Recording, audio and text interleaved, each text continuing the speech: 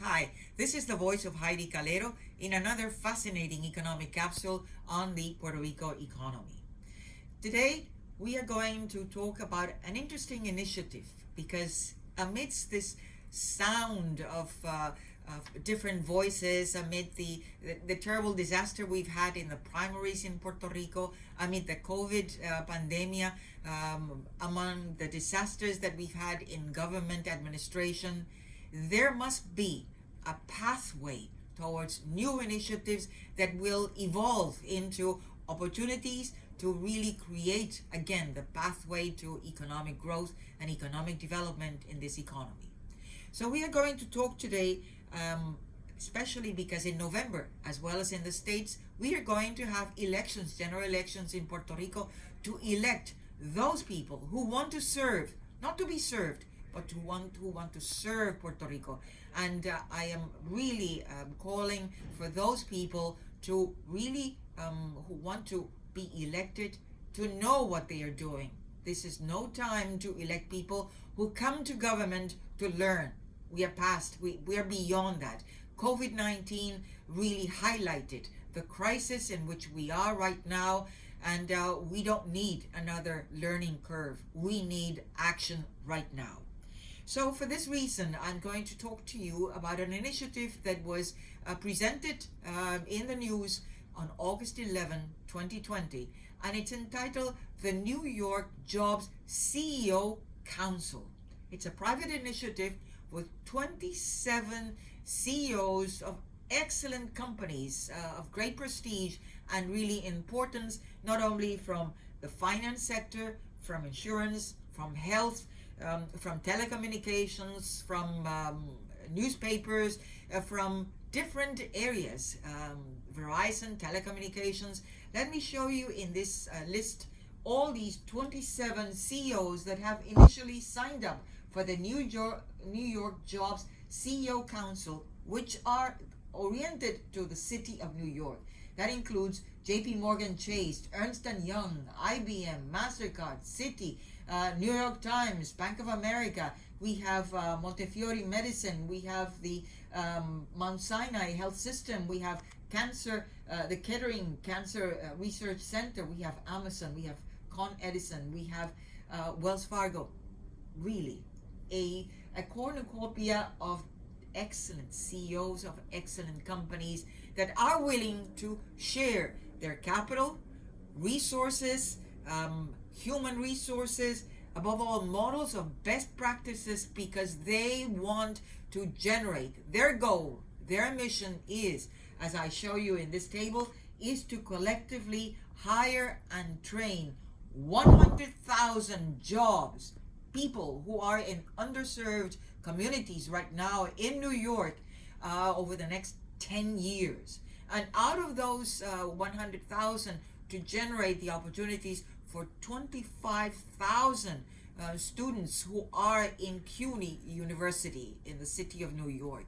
How are they going to do that? Well, that's the alliance, really. The alliance is to collaborate with leaders in education, in local government, with non-governmental organizations, non-profit entities, to meet this goal. This is ambitious. It's 2030. It requires a lot of logistics, but above all, it requires a lot of heart and commitment to make this happen.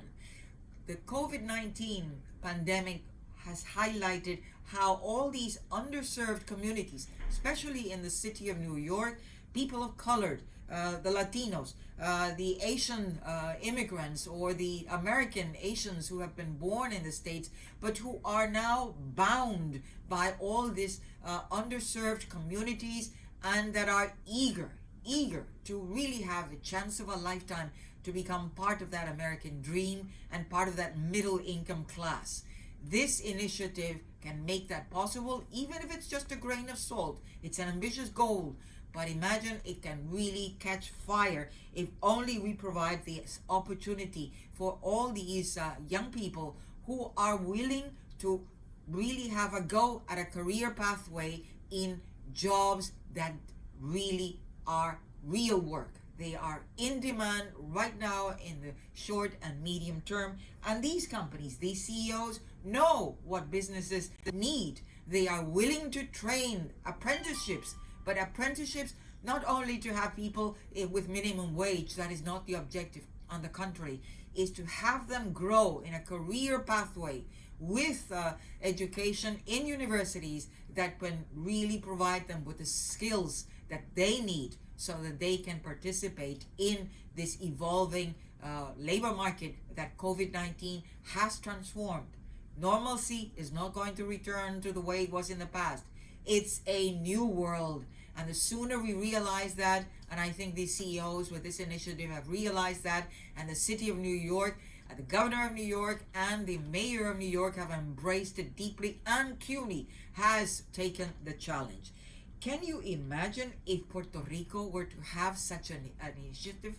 If Puerto Rico could really, we have a world-class center of pharmaceuticals, of medical devices. We have banks, we have insurance companies, we have Microsoft, we have different companies. If these CEOs were really to have the marching orders as well as from their headquarters that this initiative is so important that you cannot just leave it to the government to engage in all these initiatives. It has to be the private sector in collaboration with, again, universities, higher education learning that also takes up the challenge, and that they realize that we can no longer keep our time in a vault.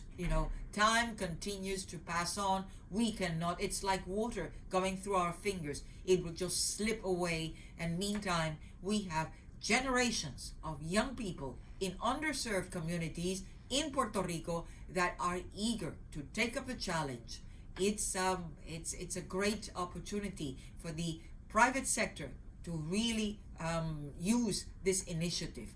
Some years ago, the Puerto Rico Manufacturers Association adopted a strategy called Adopt a School, especially a public school. But the result was the easy way out. Well, let's deal with the water cooler. Let's deal with the physical infrastructure of the school, which is important. The painting, the covering of maybe the ceilings or the filtrations. But it is also very important to have a curriculum, a philosophy of skills that are needed for this evolving and dynamic labor market, and that Puerto Rico as an island has to insert itself in this competitive global market. The challenge is there. Let's see who takes up this baton and takes it on to the finish line. Until then, thank you.